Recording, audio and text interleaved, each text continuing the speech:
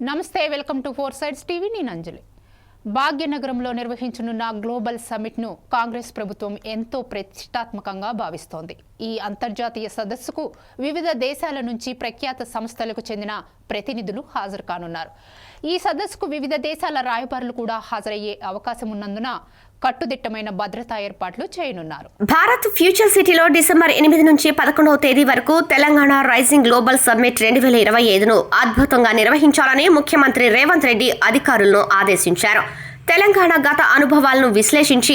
భవిష్యత్ తరాలకు మార్గదర్శకంగా నిలిచే విధంగా తెలంగాణ రైజింగ్ 2047 విజన్ డాక్యుమెంట్ సిద్ధం చేస్తున్నామని రేవంత్ రెడ్డి స్పష్టం చేశారు ఇది లక్షలాది మంది ప్రజల భాగస్వామ్యంతో రూపొందుతున్న విప్లవాత్మక విజన్ అని సీఎం పేర్కొన్నారు తెలంగాణ రాష్ట్రానికి జాతీయ అంతర్జాతీయ పెట్టుబడులను ఆకర్షించడానికి తెలంగాణ ప్రభుత్వం దీన్ని నిర్వహిస్తోంది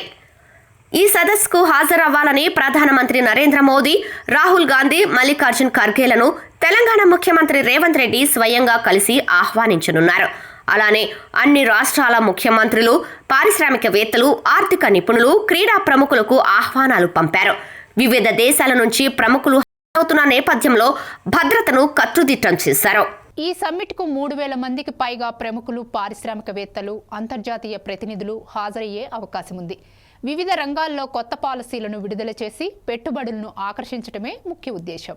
తెలంగాణ ప్రభుత్వంతో బాలీవుడ్ నటుడు అజయ్ దేవగన్ ఫిల్మ్ సిటీ ఏర్పాటుకు ఎంఓయూ కుదుర్చుకోనున్నాడు